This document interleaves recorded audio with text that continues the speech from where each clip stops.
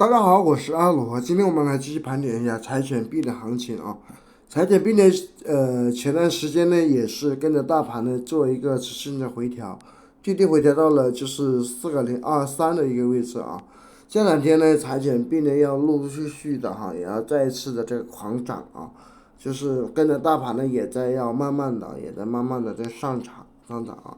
毕竟柴犬币呢在整个的一个牛市之前的牛市期间啊，足足翻了将近5倍之多啊，五倍之多。现在呢，只是一个简单的回调啊，回调，马上的话呢，也要跟随大盘呢再一次腾飞啊。未来呢，我觉得再一次翻倍啊，就是说短线的很短的这个时间啊，可能会回到突破原有的高位，可能会涨到就是4005的一个位置啊，就是会跟着比特币的这一波再去腾飞啊，再一次腾飞。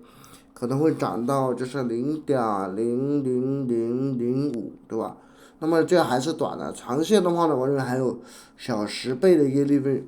我为什么这么说呢？因为首先呢，大盘已经开始回暖了，对吧？比特币呢从73000回调到了64000，现在又继续的往上涨，马上也要接触到这个73000那个位置。随着比特币的减卖，未来可能会涨到8万，对吧？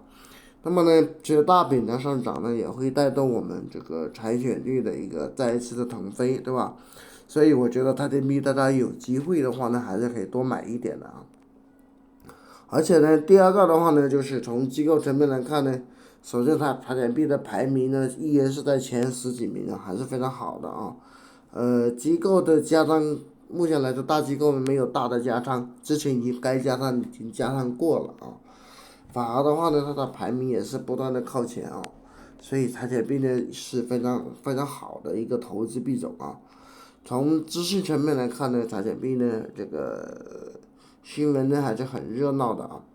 另外呢，从资金层面来看，柴犬币的一个资金进入量还是有啊，大家不用担心啊，不用担心。这个币大家如果有资金的话，它就可以多囤一点啊，因为牛市马上要到来了，对吧？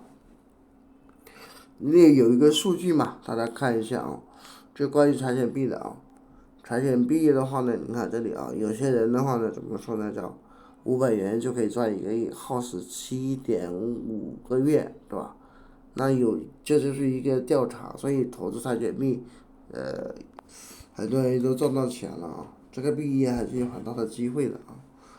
另外的话呢，我们再来看一下大盘的行情啊。大盘整体来说呢，已经是看多了啊。比特币的话呢，还是很猛的啊。大家如果有资金的话呢，还是可以多加仓啊。现在牛市来了，对吧？